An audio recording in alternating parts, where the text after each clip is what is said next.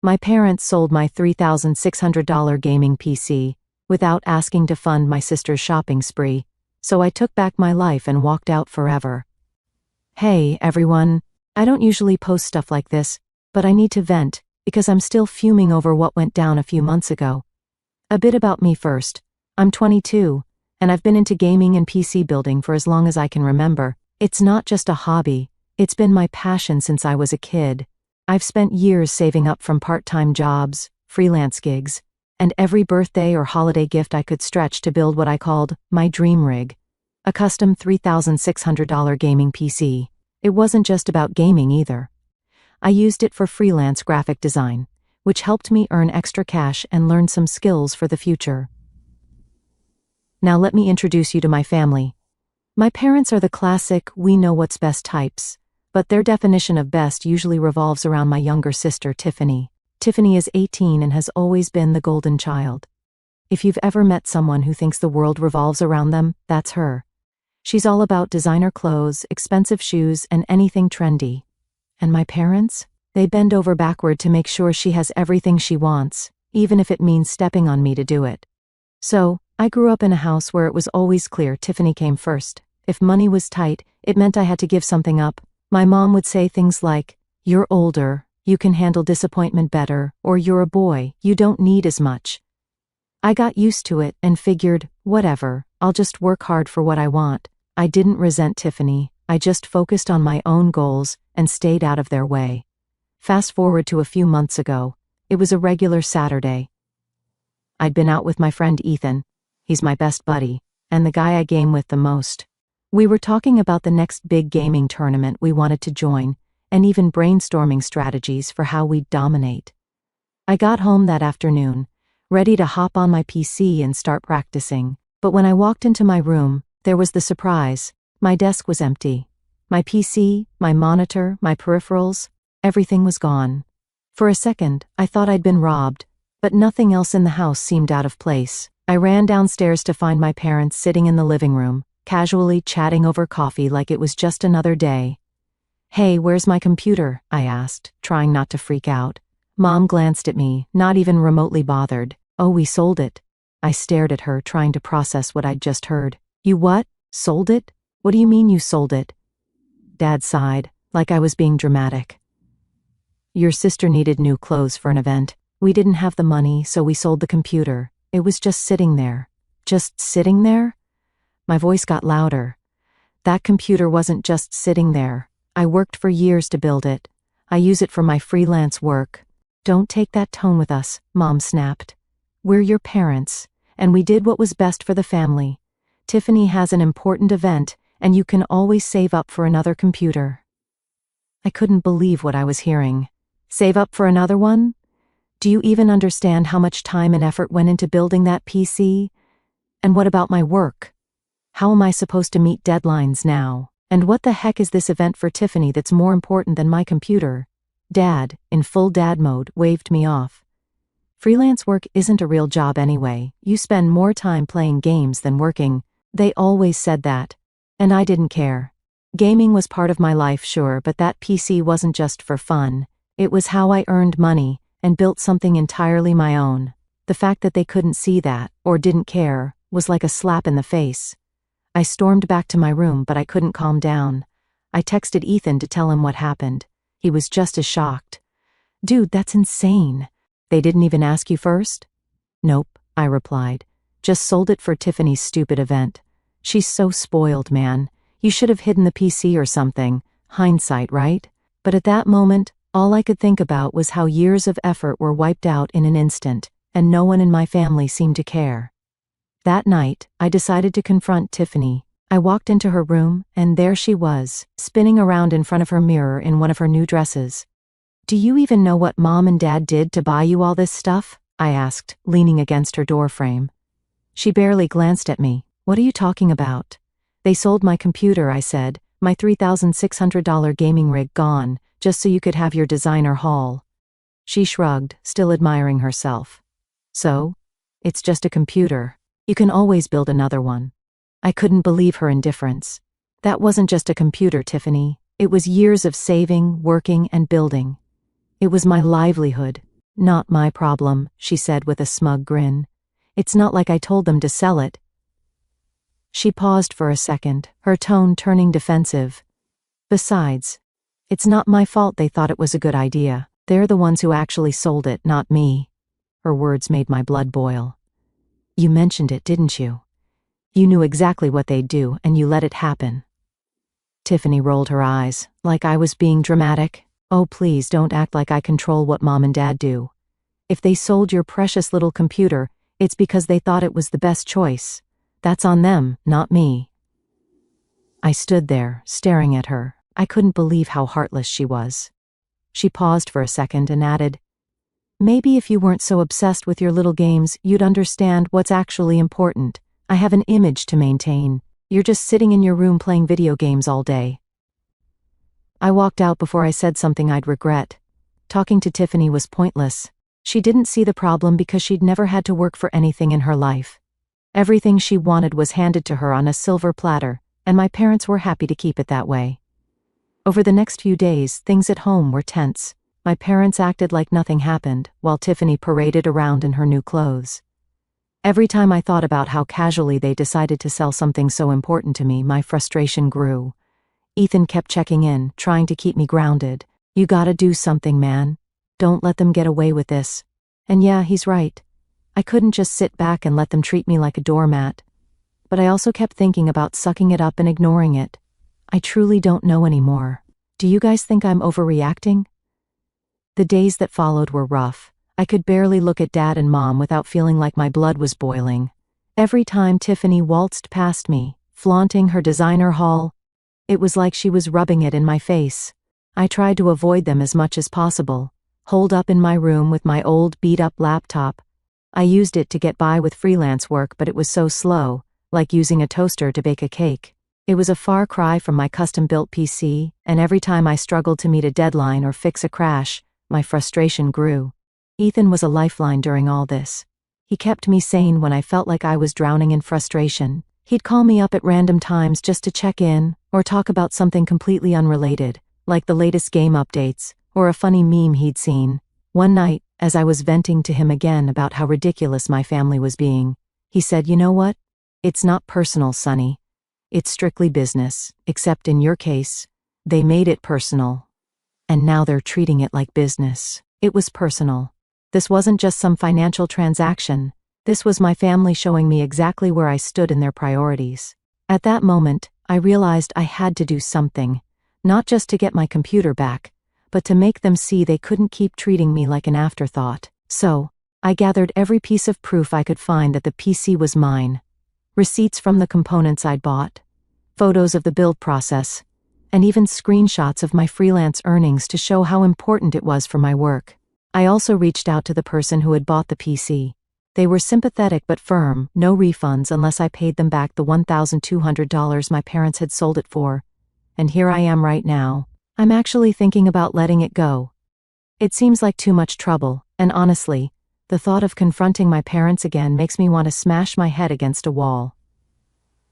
Do you guys think I'm overreacting? Should I just suck it up and move on? Update 1. Hey folks. I didn't think things could get messier, but somehow they have. As I told you before, I was torn between choosing to stay silent or confronting my family. But then Ethan reminded me, if you don't stand up for yourself now, they'll just keep doing it. They'll think they can take whatever they want from you whenever it's convenient for them. He was right. This wasn't just about the PC anymore. It was about respect. So I confronted them at dinner. I figured it was the best time to get them all in one place. I sat down at the table, staring at my parents while Tiffany scrolled through her phone, completely oblivious. Mom was mid-sentence about some neighborhood gossip when I cut her off. "I want my money back," I said, placing a folder of documents on the table. Dad raised an eyebrow. "What money?" "The $1,200 you got from selling my PC," I said firmly. "I built that computer with my own money. Legally it belongs to me. You had no right to sell it." Mom let out an exaggerated sigh, like I was a toddler throwing a tantrum. "We've already been over this. Your sister needed help, and we made a decision as a family." "No, you made a decision for the family without asking me," I shot back. "That's theft, plain and simple." Dad leaned back in his chair, his face darkening. Watch your tone, boy. We're your parents. Everything in this house belongs to us. You live under our roof, so technically, that computer was ours.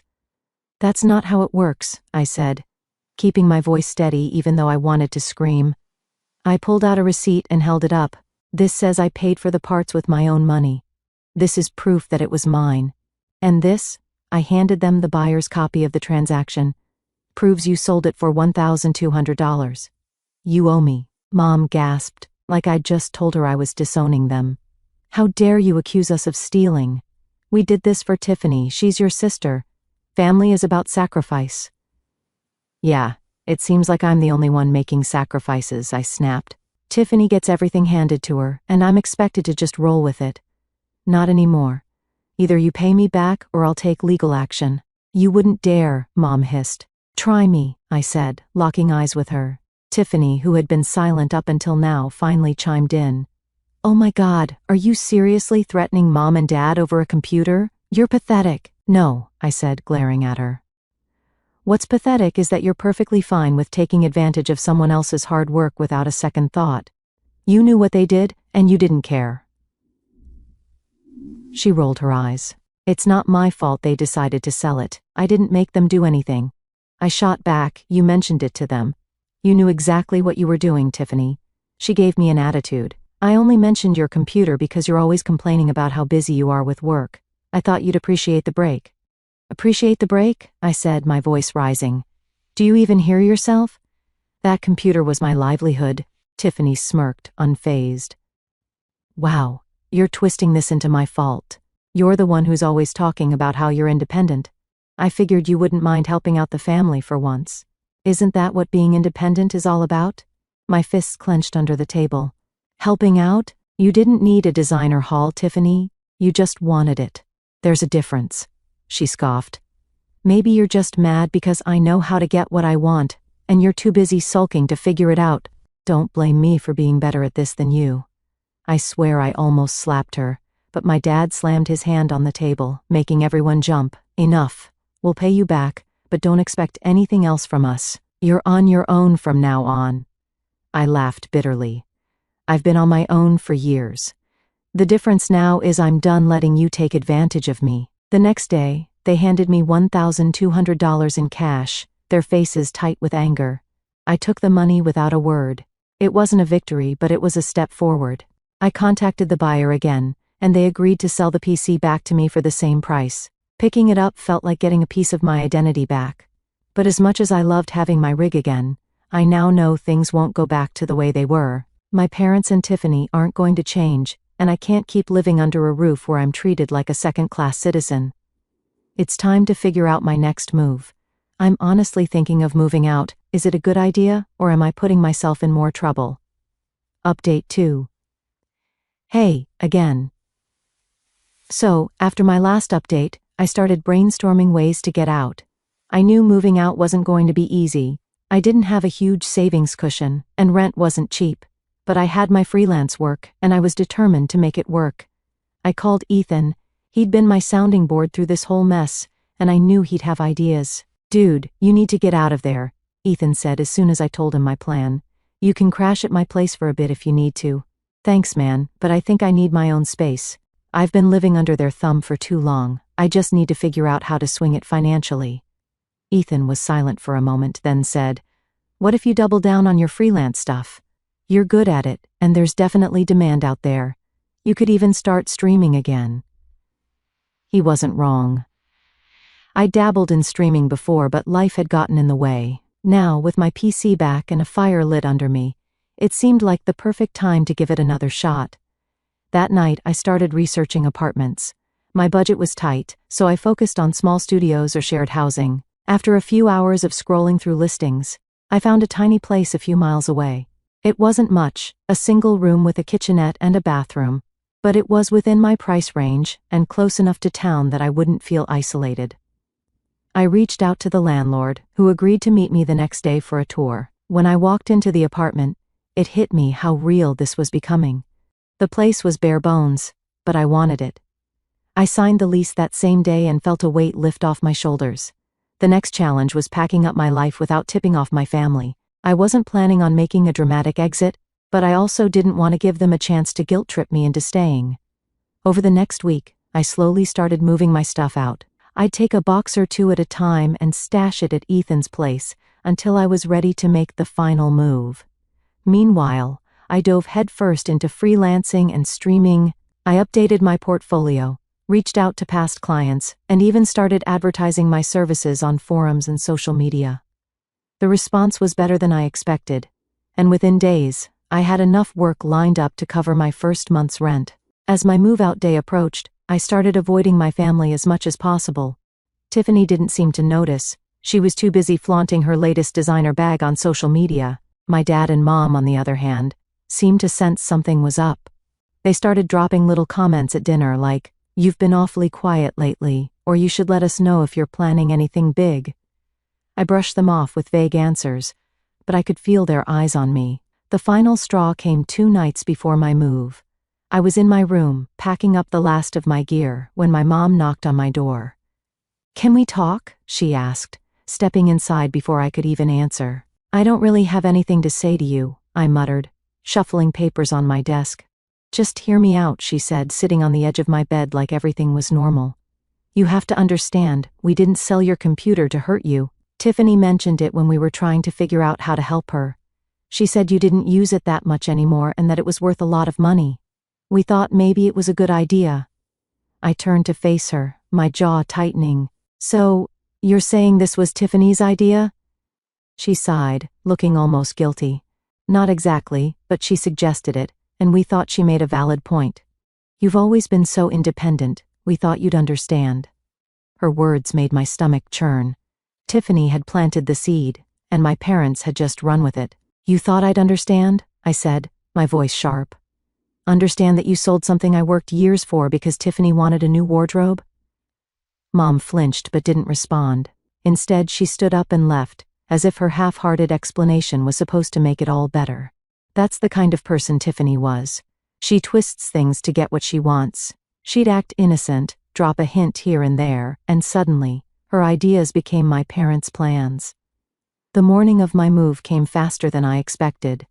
I loaded up the last of my boxes and left a note on the kitchen counter. It wasn't dramatic, just a few lines explaining that I needed space and time to focus on myself. I didn't want a confrontation, and I knew if I tried to explain in person, they'd just try to guilt me into staying. Ethan met me at the apartment to help me unload. As we set up my PC in the corner of the room, I felt a sense of freedom I hadn't felt in years. That night, I went live on my streaming channel for the first time in months. The viewer count was small, but it didn't matter. I was in my own space, doing something I loved. This is how things have unfolded lately. I have a bit of a weird feeling, but I'm trying to push through it anyway. If anything pops up, I'll post an update. Final update. Hey everyone, here's an update on how things have been since I moved out. I thought leaving would be the end of the drama, but boy was I wrong. After one day of moving out, I had freelance gigs to tackle and a stream schedule to figure out, but there was a nagging thought I couldn't shake. Would my parents even care that I'd left, or would they just write it off as me being dramatic? I didn't want validation from them. I'd long given up on that, but part of me still wanted to know if they'd even noticed I was gone. By mid-afternoon, I got my answer. Mom called me. When I didn't pick up, she left a voicemail. "You could have at least told us you were leaving," she said. "Your father and I are very disappointed in how you handled this. Family is about sticking together, not running away." I deleted the voicemail without finishing it. A few minutes later, Dad tried calling, but I ignored him too. Then came the text barrage. Mom started with, "You've really hurt your mother," followed by, "We've always done what we thought was best for you." Then Dad chimed in with a classic, "You're being reckless." I put my phone on silent and went back to work. I wasn't about to let their guilt-tripping derail my day, but that evening, as I was setting up my stream, a new message popped up. This time from Tiffany. "You left? LOL, guess you couldn't handle it. Anyway, Mom's freaking out, so you might want to call her before she has a meltdown." It was such a textbook Tiffany response that I didn't even bother replying. Instead, I focused on my stream. I was starting to get a small but supportive group of regular viewers, and the sense of community they brought was something I hadn't realized I needed. People who actually appreciated my skills, who showed up just to hang out and watch me do what I loved. It was refreshing. The next few weeks were a mix of progress and lingering frustrations. On one hand, my freelance gigs were picking up, and my streaming audience was slowly growing. On the other hand, my parents wouldn't stop trying to reel me back in. The texts kept coming, alternating between guilt trips and outright anger. "You're turning your back on your family," Mom wrote one day. "Tiffany's upset too. Don't you care about how your actions affect us?" Tiffany, upset? That was rich. She'd barely acknowledged me when I lived there unless she needed something, and now I was supposed to believe she cared? I ignored the texts, but they left a bitter taste in my mouth. One evening, Ethan came over to hang out, and he brought it up. "So, have your parents calmed down yet?" "Nope," I said. "They're still texting me like I owe them an explanation. Classic guilt play. You think they'll ever let it go?" "Probably not," I admitted, "but I'm not going back. Living there, it wasn't healthy. They don't respect me, and they never will." Ethan gave me a knowing look. "Yeah, but have you told them that?" I paused, realizing he had a point. I'd been ignoring them, but I hadn't actually confronted the root of the problem. Part of me didn't want to because I knew it wouldn't change anything, but maybe, for my own peace of mind, I needed to say my piece. The next day I sat down with my phone and started typing. It took me a while to find the right words, but eventually, I sent a message to my parents. It went like this: "I've made my decision, and I'm not coming back. This isn't about being selfish, it's about doing what's best for me. I've spent years feeling like my needs didn't matter, and I can't keep living like that. I hope you'll respect my choice, but if not, I'll still be moving forward without you." I hit send and immediately felt a weight lift off my shoulders. I wasn't expecting a positive response, and I didn't get one. Mom replied with a long rambling message about how I was being ungrateful, and how Tiffany's happiness had always been their priority because she needed more support. Dad followed up with a blunt, "You'll regret this someday." But instead of feeling hurt or angry, I felt free. I didn't feel the need to argue or explain myself further. Their words didn't hold the same power they used to. Over the next few weeks, I threw myself into my work and streaming. One day, while scrolling through social media, I came across a post from Tiffany. It was a selfie of her holding a designer purse with the caption, "So grateful for my amazing parents who always prioritize what matters." I rolled my eyes and kept scrolling. I didn't need to engage. Let her have her little fantasy world. It wasn't my problem anymore. A few days later, a family friend ran into me at a coffee shop. "I heard you moved out," they said, raising an eyebrow. "Your parents are having a tough time, you know. They've been asking everyone for help." I frowned. "Help? What do you mean?" "They've overextended themselves buying things for Tiffany. I think they thought you'd still be there to pitch in." I shrugged, taking a sip of my coffee. "That's unfortunate." And I meant it. It was unfortunate for them. For me, I'm doing great without them. After that conversation with the family friend, I couldn't help but feel a strange sense of validation. My parents' finances falling apart wasn't something I took joy in, it just confirmed what I'd known for a long time. They'd prioritized Tiffany's wants over the family's stability for years, and now they were dealing with the consequences. Meanwhile, I was finally learning what it meant to be independent, and I wasn't about to let their choices drag me back into their chaos. That didn't stop the guilt trip texts from coming, though. Mom's messages became more desperate. "We're struggling here, and you've left us to deal with everything on our own." Then there was Dad's favorite line, "If you were a good son, you'd help your family in their time of need." A good son? That was rich, coming from someone who couldn't even acknowledge my hard work, let alone respect it. Tiffany stayed silent, though. She didn't reach out, and honestly, I didn't expect her to. She probably figured she'd let our parents do the heavy lifting and wait for me to cave. One day, Ethan came over again. He had a grin like he had something big to tell me. "Guess who I ran into at the store today?" he said as we sat down. "Who?" I asked, already knowing it was probably someone connected to my family. "Your mom," Ethan said, chuckling. "She cornered me by the frozen pizzas, and went on this whole rant about how you've abandoned them. She even said you're being influenced by bad company, which I'm assuming is me." I rolled my eyes. Of course she did. "What did you say?" "I told her you're doing great. And maybe if they respected you more, you wouldn't have had to leave," Ethan said, smirking. She didn't take it well. I laughed, but inside, it stung a little.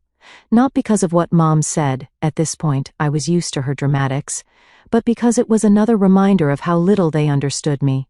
They weren't upset because they missed me, they were upset because they'd lost control. A few days later, Mom sent another text, this one different from the others. Your sister's birthday is coming up. We'd like you to come home for dinner. It would mean a lot to her. I stared at the message for a long time. Part of me wanted to believe this was their way of extending an olive branch, but I knew better. It wasn't about reconciliation. It was about appearances. They wanted to play happy family for a night, and I was supposed to pretend everything was fine. I showed Ethan the text, and he shook his head. Don't do it, man. They're just going to pull you back into their drama. I know, I said, sighing. But if I don't go, it's just going to give them more ammo to say I'm the bad guy. Who cares what they say? Ethan shot back. You're not living your life for them anymore. You don't owe them anything. He was right, of course. Deep down, I knew that, but saying no to my family, even after everything, was harder than I wanted to admit. So, I did something I hadn't done since I moved out. I called Mom. When she picked up, her voice was dripping with fake warmth. Oh, honey, it's so good to hear from you. Hey, Mom, I said, keeping my tone neutral.